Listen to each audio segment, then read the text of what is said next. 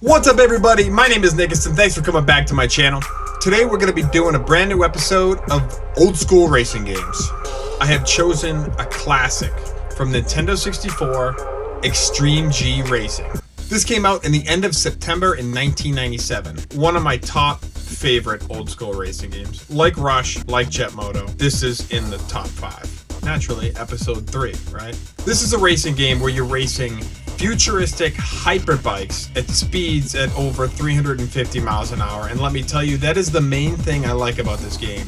This game, when you're going fast, you are going fast. This game makes you really feel like there is just a tunnel of speed that you are like constricted in. Unlike other racing games, this game doesn't seem like it's trying to mess you up. A lot of racing games, they kind of have, they have these things where it's set up for you to fail, kind of like there's traps. Now, you can fall off the map and you can get, blown up because there's weapons on the bikes and you pick up weapons as you go and you get 3 boosts from the start and you cannot replenish them. Unfortunately, that's a little lame. I wish you could get at least a couple more, but maybe every lap, something like that. But in this game, the main reason that I chose this game is because the speed factor. A lot of racing games that I will choose for this series, a big part of it is that they have a really good air time, like hang time, like jumps, like the original Rush in my first video, episode 1, San Francisco Rush. I chose that game. It's got a great speed factor, but all the air time you have and the physics of how long you stay in the air,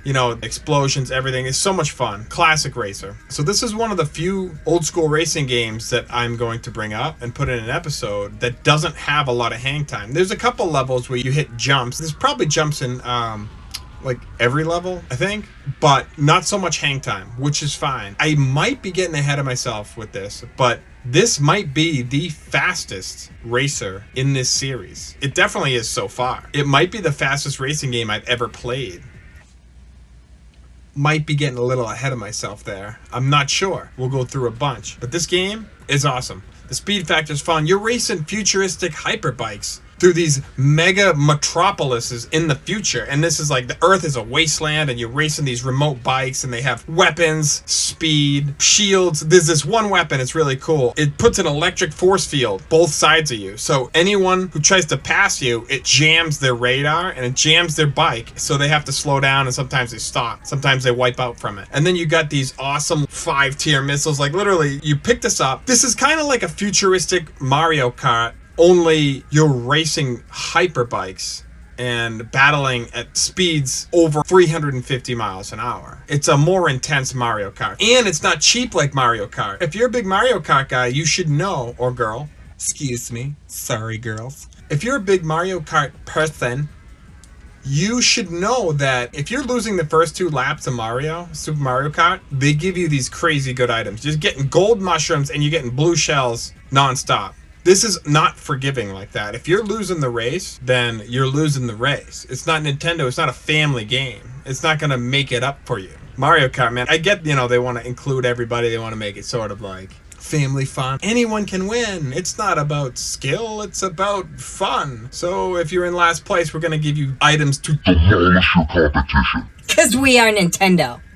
Yeah, it's the closest comparison because you're in a race, you have weapons and, that type of stuff. The design of the bikes in these games are unparalleled. I am a huge advocate of futuristic everything. I'm just into future design. I'm into future technology, the art of futurism, everything about it. I love the idea of what's next, what styles are coming up, what music is coming up, what are the cars going to look like, what are planes, boats, everything. So in this game, the artists who made these bikes nailed it. Like these things, I would give my left foot to be able to own a bike that looked like this and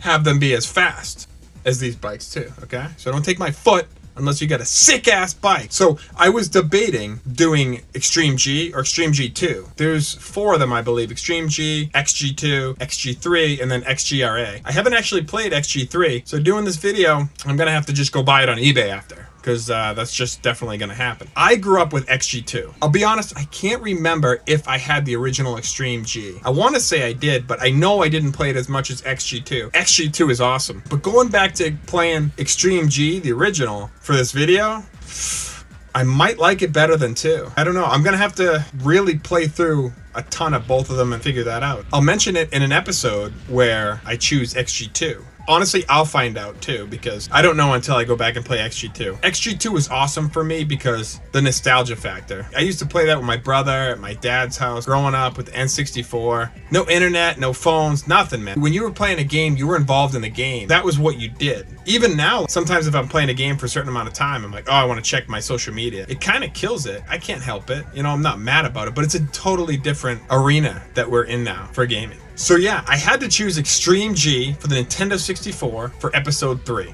And the main reason being the futuristic styling, the hyper bikes, the sheer raw speed factor in this game. 3 reasons why I had to choose this for episode 3. Have you played this game?